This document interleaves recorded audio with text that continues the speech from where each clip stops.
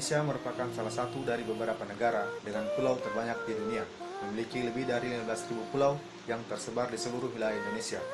Berdasarkan Kepmendagri 050-145 tahun 2022, jumlah pulau di seluruh Indonesia ialah sebanyak 16.772 pulau yang tersebar dalam luas wilayah Indonesia sebesar hampir 2 juta kilometer persegi. Wilayah yang tersebut dihuni oleh berbagai macam kelompok-kelompok masyarakat yang sangat beragam. Keberagaman adalah suatu kondisi dalam masyarakat yang terdapat banyak perbedaan dalam berbagai bidang. Dalam hal ini meliputi suku, agama, ras, dan antar golongan. Keberagaman suku bangsa tersebut kemudian menyebabkan keragaman bahasa yang digunakan oleh masyarakat. Di antaranya adalah bahasa Austronesia Barat atau yang dikenal dengan bahasa Indonesia atau Melayu, dan bahasa-bahasa Austronesia bagian timur atau Polynesia. Selain bahasa, masing-masing suku juga memiliki kebudayaannya tersendiri. Perkembangan kebudayaan Indonesia dipengaruhi oleh beberapa faktor, di antaranya faktor manusia, faktor perubahan nilai dan sikap, serta faktor lingkungan alam. Selain keberagaman yang tadi, Indonesia juga memiliki berbagai keragaman agama dan kepercayaan.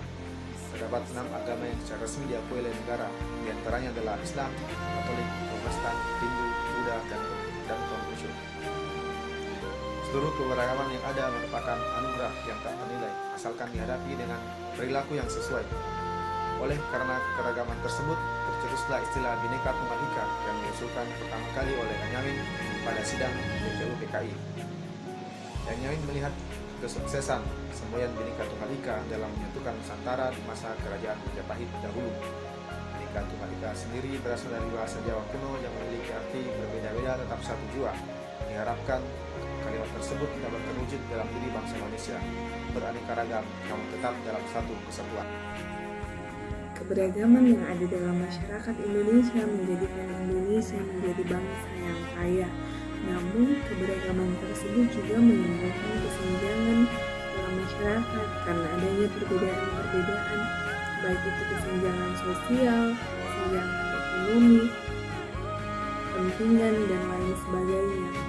Kesenjangan tersebut berpotensi menimbulkan perpecahan ketika tidak dipelihara dengan baik oleh wawasan kebangsaan yang dimiliki oleh masyarakat Indonesia. Kesenjangan yang ada dalam masyarakat membuat masyarakat akan mudah untuk terprovokasi melakukan hal-hal yang dapat mengancam persatuan dan kesatuan bangsa Indonesia. Misalnya saja gambar berikut dapat kita lihat ada pihak yang berusaha untuk memecah belah bangsa, memecah belah negara kesatuan Republik Indonesia.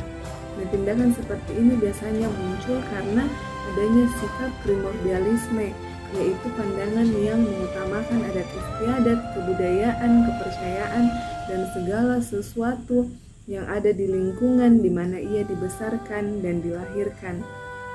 Kemudian sikap etnosentrisme, yaitu pandangan yang menganggap bahwa sukunya lebih unggul dibandingkan dengan suku yang lain, ataupun sikap fanatisme berlebihan di mana masyarakat berpandangan bahwa berpegang teguh secara berlebihan bahwa keyakinannya lebih baik daripada keyakinan yang lain, sehingga keyakinan yang lain itu dianggap sebagai keyakinan yang salah. Pada gambar pertama, bisa kita lihat bahwa gambar ini merupakan sesuatu yang berhubungan dengan disintegrasi atau perpecahan suatu bangsa, yang mana seseorang telah berusaha untuk memecah belah persatuan dan kesatuan bangsa Indonesia. Sehingga upaya-upaya yang bisa kita lakukan untuk mencegah terjadinya perpecahan atau disintegrasi bangsa kita lakukan dengan cara pertama, membangun dan menghidupkan terus komitmen, kesadaran dan kehendak untuk bersatu. Kedua, menciptakan kondisi dan membiasakan diri untuk selalu membangun konsensus dan membangun kelembagaan yang berakarkan nilai dan norma Pancasila yang menyuburkan persatuan dan kesatuan bangsa.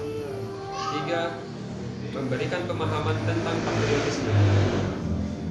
Empat, menghilangkan hal-hal yang berbau primordialisme. Lima, rakyat harus punya sikap selektif. 6. Meningkatkan rasa kepercayaan masyarakat. 7.